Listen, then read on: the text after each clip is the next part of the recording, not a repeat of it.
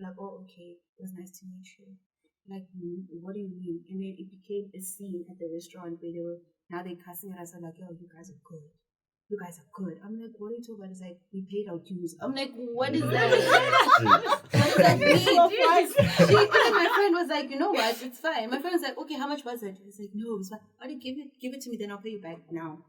And then he's like, 600. My friend was like, you are crying over 600. I would be serious. And it's just one of those things. So it's okay. Yeah. 9K5. 9K5 Studio.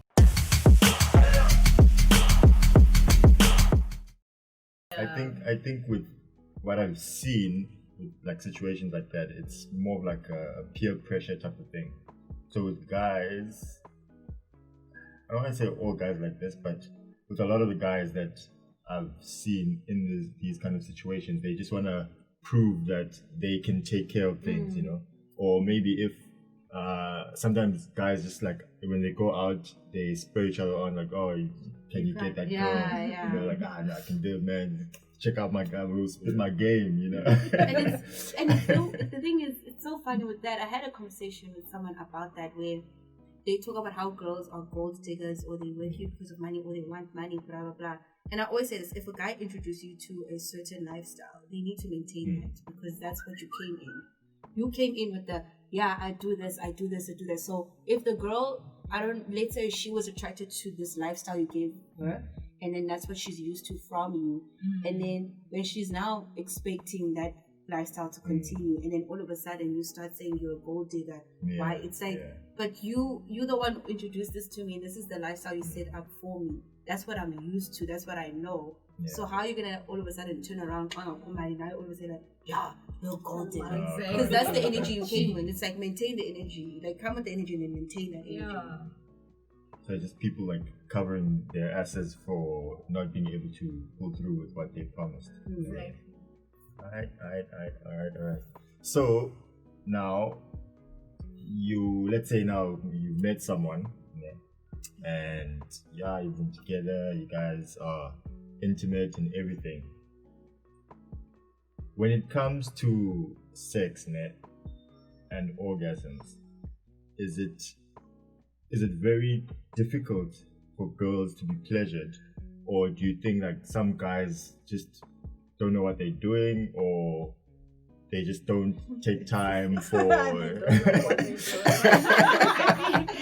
they just don't take time? Why do you say they don't know?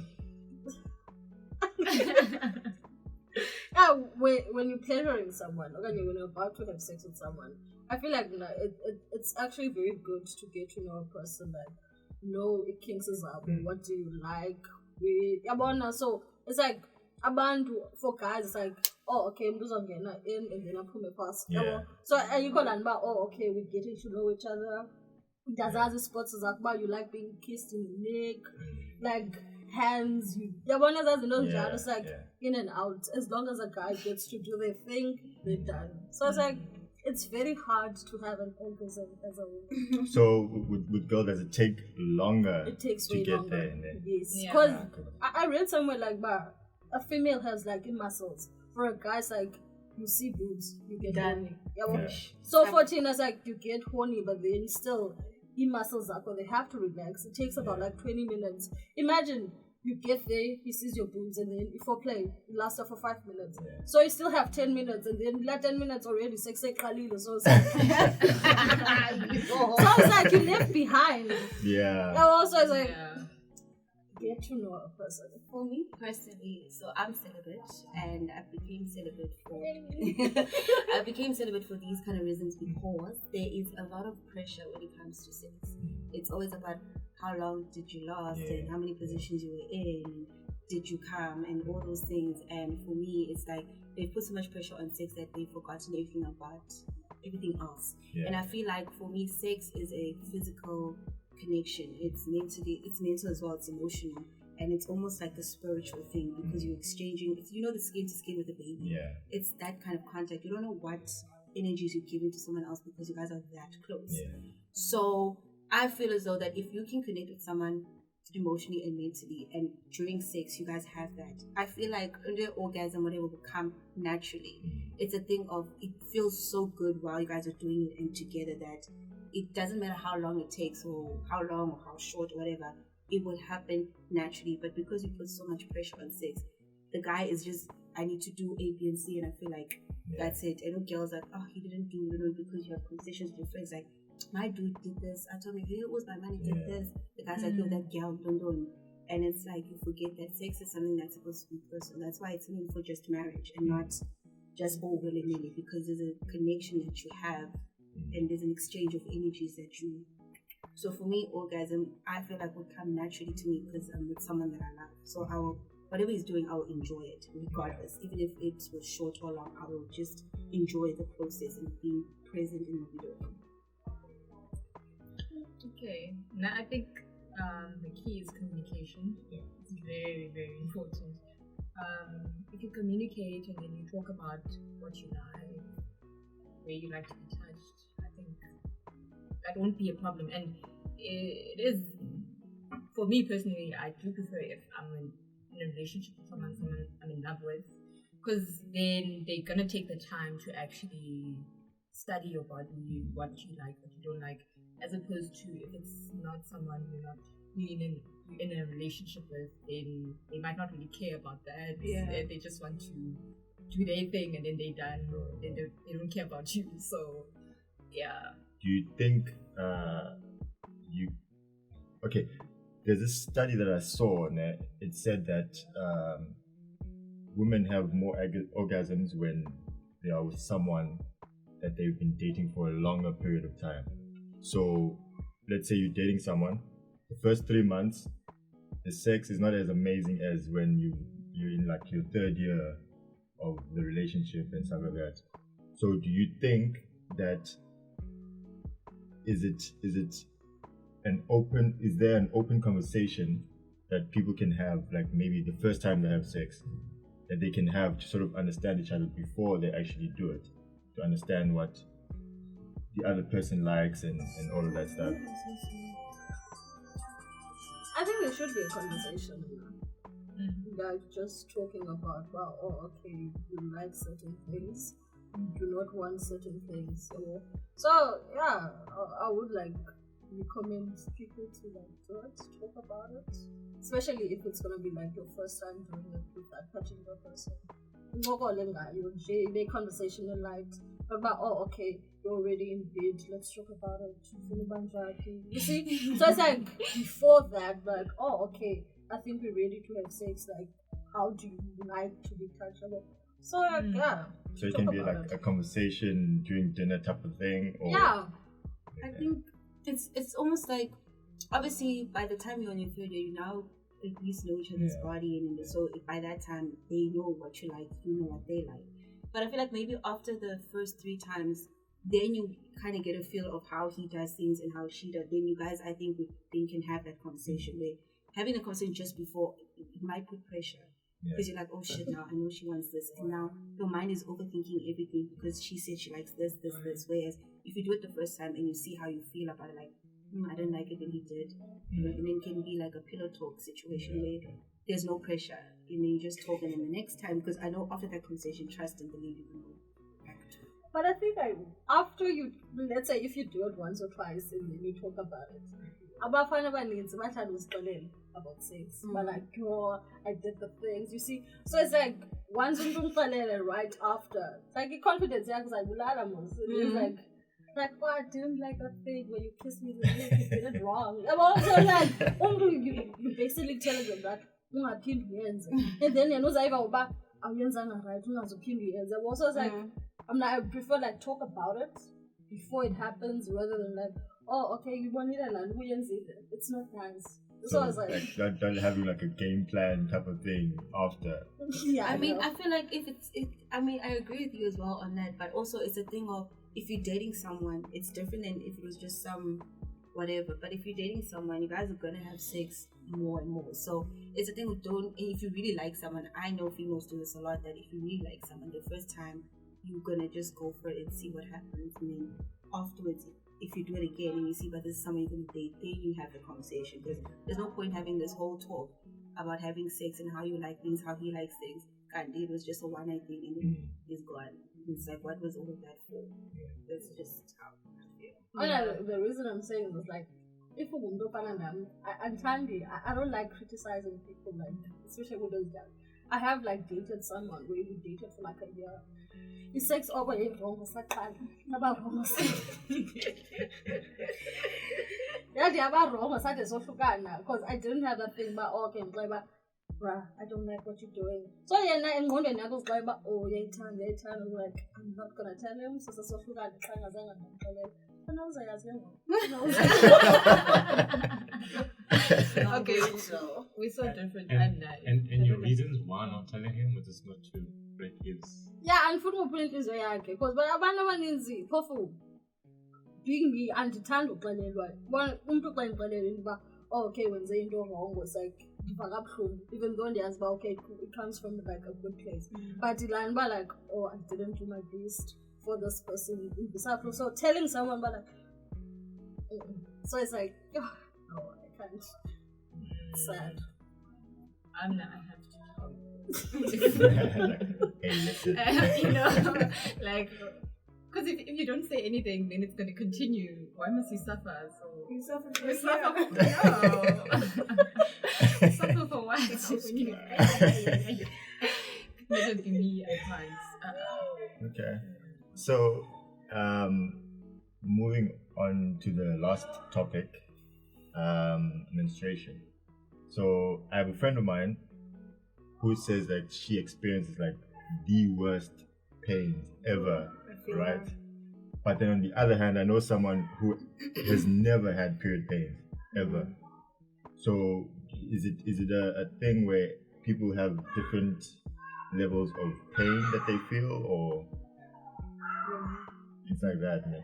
Yes. And with regards to how you want to be treated during that time, a lot of people have like different stories of how they want to be treated. Maybe you guys could share. It's one of those things that I want to be held, but don't touch me. It's one of those things is that I know I have the worst one. Sometimes I even like vomit because they're that bad, or I have to be sent home from work because it's so painful. So when it's that painful, I prefer to be left alone. And I take my medication, I sleep, when I wake up, I'm good, and I just want chocolate, I want, it is cute, like all the corny things that, you know, but I don't want, if I'm dating someone, he needs to just be understood. I try to not have mood swings. That's the one thing I really try not to do because he don't deserve that. Like, he doesn't know what's going on. She's like, yo, he doesn't know anything. Yeah. So I just want the guy to just be understanding. That's it. Just buy a lot of candy and talk to me, like rub my wig, like, you know, make me feel like a baby, like, rub my tummy, like don't try and have sex with me. That's gonna make me very annoyed. And then when you're like, we can walk around, like, no, you can't. Like, diamonds are names, but like, stay next to me. I'm like, Oh my gosh. Man, I've never been pampered. me too. That's what I'm saying. So somebody, anybody. I've never been pampered. I feel like no, when I get my period, but I'm okay, I'm depressed, and then I laugh rage, but like, I get so depressed sometimes, like, I just want to sleep. You know, bad, I feel bad, just like, leave me alone. You know, so I'm 30s, you can't hear it. But in your period pains, I think like it varies like from person to person, like as you said, but like Abanyaban will say there's a science, powerful biology to like what's happening in your ovaries, like when you get cramps. Because back on Abandum that you ufumani cramp, period masitis yohlukana. There are people who get their periods for like 4 days. The cycle will be lasted for 4 days. Abanye it's like 6 days. Abanye it's 2 weeks. So umda was go jamba abene cramps you only like 2 weeks. So it's like imagine that pain. Yeah. Well, I don't see no. Especially when you hear that someone doesn't experience pain at all. And they're living their life all night, and you're just like, fuck you. Why you I used to be that person. I didn't have like any period pains. But then things change. Because if you use like birth control, it changes. If you start having sex, it changes. If you use after pill, that also has an effect on your cycle as well as your period pains. Because I think someone who uses the morning after pill, I don't know how often, their cycle will not be as, they'll probably have like droplets of menstruation. It won't be a heavy flow before they start using morning after. So those things also play. Yeah, well, sometimes you get birth controls. Because when I took a birth control for less than a year. Don't do it. And so thank you. It's not safe. I did birth control for like, I think it was like 6 months, because you have to go like 3 months and then you can wear it. And then I actually had a stroke, and then I didn't get my period for more than a year. And then every time I went to the clinic, I'd always like ask the nurse, like, is this safe? Is this safe? And like, no, it's safe. But then it's like, I was in the hospital for 2 weeks, and then like, you had a stroke because you're taking birth controls. I had seizures. So it's like, it was everything. I'm like, whenever I tell people do not take birth controls, they're like, I'm like, dude, I have DVT, EDVT, and then it's like, if I bleed, there's chances that I might bleed to bleed. So it's like, they don't understand that it is when you do that. They can never tell you, but like, but they're 100% sure, but okay, nothing's going to happen to you. Like, we don't know. Because I think it was January this year, then Zimkitha, I was visiting home, and then there was this woman, had this one, and then she actually said that her daughter died while Esihle, because after Esihle, she got very sick, and then she passed away. And then this girl I was talking to now, she said the same thing, but like white fag, and then she got really sick. But then when she wanted to remove it, she couldn't. So like, everyone was just like, when you're about to do it, be aware. Ask questions, like have your information before doing anything. And have that conversation with your partner as well. Yeah, because like they get pressure from their partners as well, is that we've been dating for this long. I don't want to use condoms. The girl wants to please the man, so she feels bad at the same time. Because I know most women don't prefer using birth control, but they feel like they have to just to keep a person. Now I'm always like, if you want me to do it, now I answer. Because there are, I think there are birth controls for men. Like, if you're willing to do it, then I'm answer. If I'm for answer, then my saying is you sense a condom. Like, what's no, like, I was gonna go back to the periods thing. I used to be that friend that didn't have periods. It was so nice. I was living my best life, and my friends were always like, they hated me for that. But then it shifted. I don't know why, because it only happened later on. I think it was first year. Then I started experiencing period pains. But it's not bad. It's like mild. It's not bad, but because when I look at my friends while they're on their periods, or my niece, or you, I can tell that y'all are in pain. So I'm just like, okay, mine is mild because it's not that bad. It's not that bad because I don't feel like there's knives sticking. It's like you can just like crawl with fetus position, but move and just stay there for kill yourself. Yeah, it's that deep. Okay, for me it's not that bad. But when it comes to the emotional side, depression, no, that's serious for me. Because for other people it's not that deep. For me it's that deep. It's the worst. It's the worst. But fortunately I don't get it every month. Sometimes I skip, but it's terrible. Like, I get suicidal. It's that bad. But the only thing that keeps me going, I'm just like, okay, it's not real. I'm just on my periods, but it feels so real. But I have to keep reminding myself it's not real. It'll be over soon. So yeah, it does get hectic, and I tend to isolate myself. So I tell my friends, like, if it's that time, okay, I'm gonna isolate myself. You didn't do anything wrong. I just need that space. I just need that space just to get that understanding.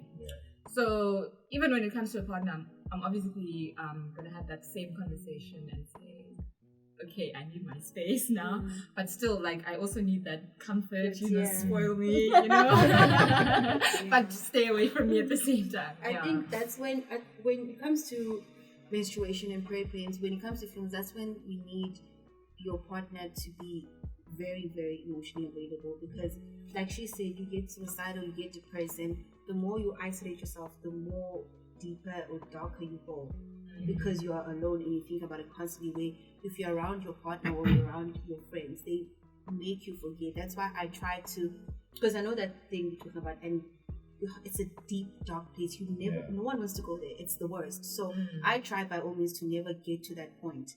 So surrounding myself, when I was in Joburg, I lived with a guy friend of mine and his girlfriend. So he already knows when you're not pregnant. He can already tell.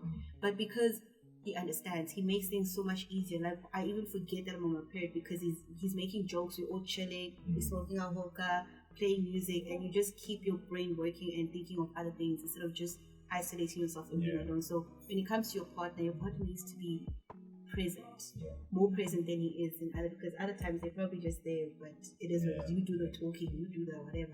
But this time the roles have to shift. Now they need to just be there. Actually, looking at how you guys are speaking about the mental side of it, how do you guys feel about menstrual shaming?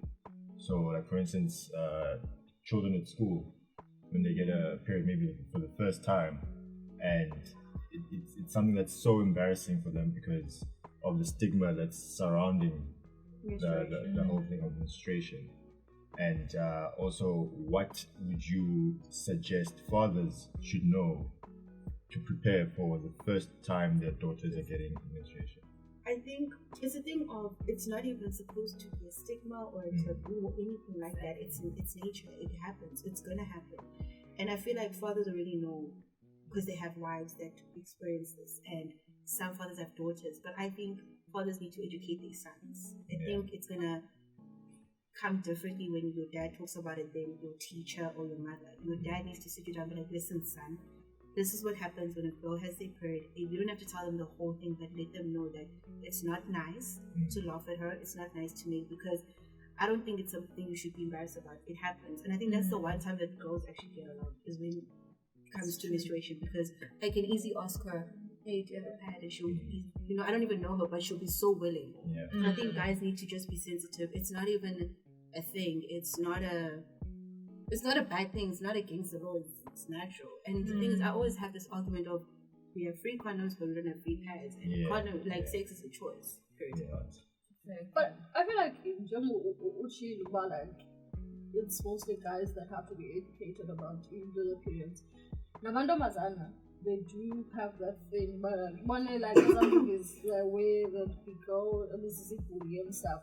Because growing up as Nalini, I think I had my first period when I was 11, but then like, okay, in a period, they have this thing about, okay, where you're sleeping around, so is why you're getting your periods. They did not understand, but like, you get your period about what in. So as a result, I heard that from my mom, but okay, I'm getting my periods, and I didn't use pads. One of them, but I use toilet paper, and using toilet paper is very dangerous. Extremely. So it's like, I was afraid of, because but like much girls are very judgmental. Like, no, why are you getting your period? It means that you're having sex. So again, when I was 13, I opened up to my mom, and then she was like, oh no man, it's very cool. It's a natural thing to have. You don't have to be ashamed of it. And it was very sad, but I wasn't the only one who went through Lanba. Okay, I had to hide the period. A friend of mine, Esihle, she was 15, she got her period. But then it's like, once with my periods in Gogo, it told me that, like, how you this, they call you a hoe because you get your periods. So I was like, I wish people can be educated about that. Because anyway, when it says like, it's like, okay, they do understand them because they are taught about them. But then once you go to rural areas, it's like, And then they're very ignorant. But like, my niece, so for cousin, our cousin's like, she is 14 and she got her period and she hated because she doesn't understand, but okay, what's happening? And then your is like, I'm hating her. And so like, whenever she gets her period, she's like very spiteful. Or she hates like, but I hate this. Like, it's hard. Well, my experience was completely different because getting a period for me and my friends was like the coolest thing to happen because like it was puberty, like oh my gosh, you got boobs, oh let me see they're growing. It was like that. And then when it came to periods, it was also like that because I remember there's 3 of us in our circle of friends. So the first 2, they got their periods and they were so excited, and they were talking about like pads, different pads, and they were talking about always, and then they were saying, I'm using maxi pad, I'm using stim. I'm like, what? They're so different. Like, what are these things? Like, it was so interesting. I was like, oh my gosh, this is so cool.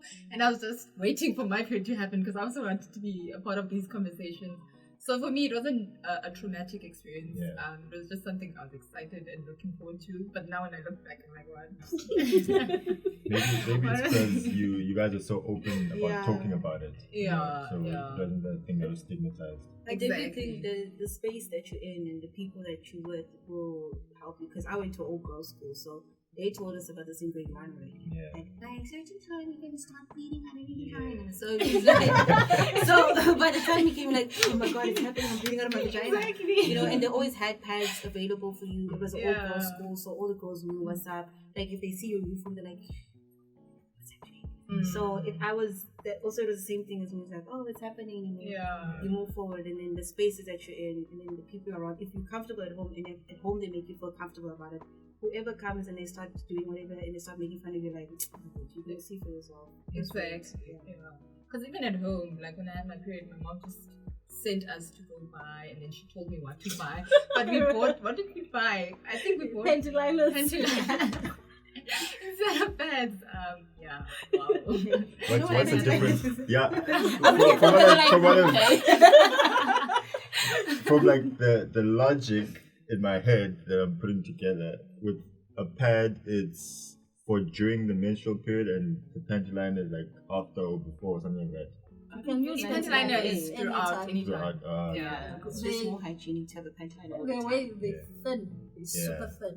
So when they pad, it's packed. Oh, so it's more like protection from discharge and stuff like that. Yeah. Okay. Exactly. What happens? There's also tampons. Tampons, yeah. and you stick them up your vagina. It's It's for those tampons for those who are very active, like who swim or play sports or always on the go. It's easier to use those. With the menstrual cups, aren't they uncomfortable? Like, I don't know. I've never used it. I would like to use it though. Nah, it just doesn't sound good. Yeah, it doesn't sound right. It doesn't sound like it's supposed to be. It's not for me. It's not for me. All right.